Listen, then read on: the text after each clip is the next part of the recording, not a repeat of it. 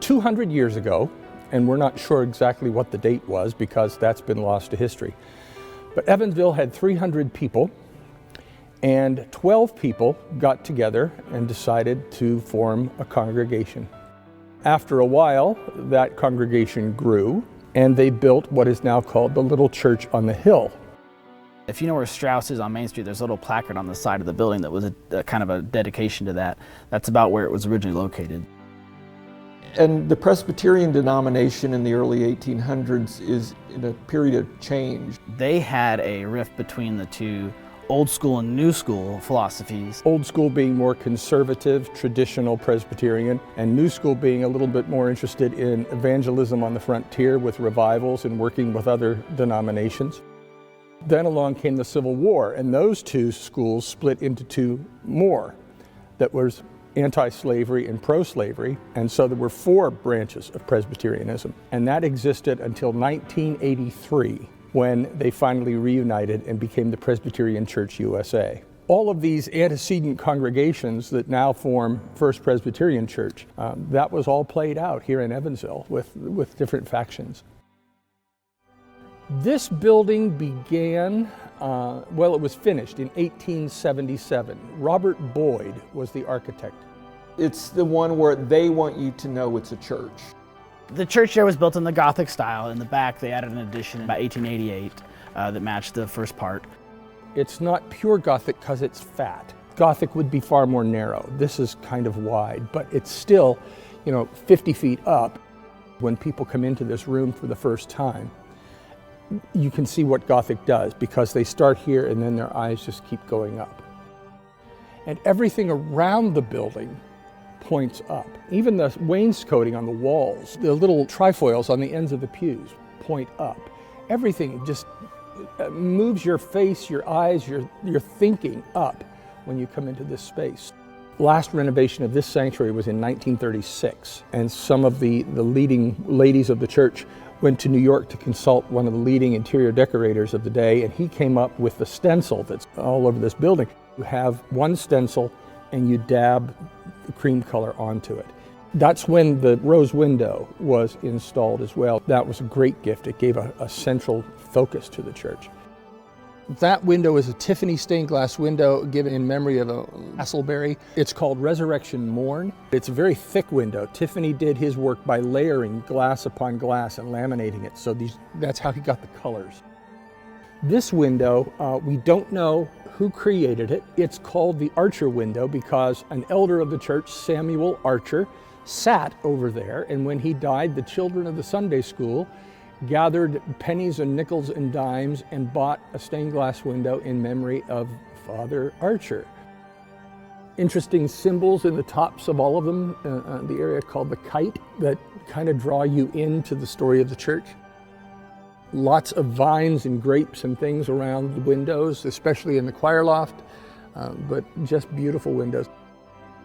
The Fisk organ was built 30 years ago by the C.B. Fisk Company. They're out of Massachusetts. That's a magnificent instrument that contains pipes from 2 previous organs that were here in this sanctuary. Recently, the American Guild of Organists chapter here in Evansville found a Giesecke pipe organ that was built here in Evansville, and they bought it and reconditioned it completely. And so we have it now on loan from them. Before they put the Fisk organ in, they brought in an acoustician to really check the acoustics of the room. And he said that if we put a wooden ceiling on the room, it would improve the acoustic dramatically, and it did. It's a birch plywood that's been stained to kind of match the rest of the wood in the church. This building served obviously as the worship space. The first piece of it was only this room. In 1888, Law Hall was added. We use it as really a kind of a multi-purpose room. It's a fellowship hall. It's where we have our first service of Sunday morning is in there. Over the years, that room has been used by the community. During the tuberculosis outbreak, there were 75 people on cots in that fellowship hall being treated for tuberculosis. So the church has always had this notion that it's here for more than itself, which is one of the great gifts of the DNA of this place. They think about others almost before themselves. We've had groups of people in there. There were 300 people in there for a rally about science.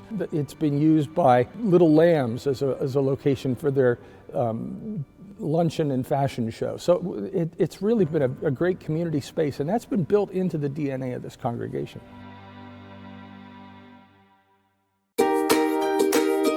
Congratulations, Robert. Thank you for everything. We love you. Dear Mr. Robert, thank you for helping me build my love for music and for being so supportive of me and all of us throughout these years, and for helping us build a second family of people who like singing together. Congratulations. Hey Robert, congratulations. Just wanted to say thanks for all your years of teaching and great music. I couldn't be happier for you. Congratulations on 25 years. Hey Robert, I just wanted to say that you've been a great inspiration to me and my friends. There are many things that I have done in my life today that I could not have done without you. You are a really great inspiration and you are really talented. Thank you for being my mentor for these past few years. I really appreciate it.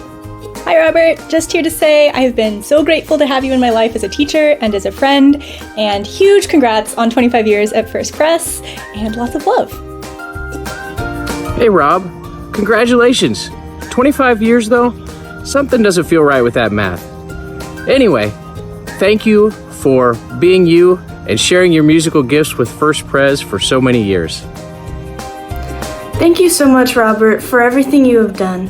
You are an amazing piano teacher and choir director. Mr. Nicholls, congratulations on 25 years at First Presbyterian Church and being director of music. So proud to know you, and certainly you've had a huge impact, not just on my life, but on the lives of those in the congregation, the choir members and the choristers. Congratulations again. Hey Robert, I just wanted to say thank you for being such an amazing choir director, and congrats on 25 years at the church. Happy 25th anniversary, Mr. Nicholls. Top 3 choir memories. Piano lessons with Mr. Nicholls. Trying to say schedule the right way. Thursday night dinners with the whole choir. Ending in a bleak midwinter, half a step off on the verge of tears in front of everybody, but then Mr. Nicholls gave me a big hug and it was all okay. Being selected to turn pages at the organ and feeling very special. Still getting snippets of verses and choir songs sent to me through the day that especially help on hard days. Irish wristwatch. Irish wristwatch. Unique New York. Oh, happy anniversary, Mr. Nicholls.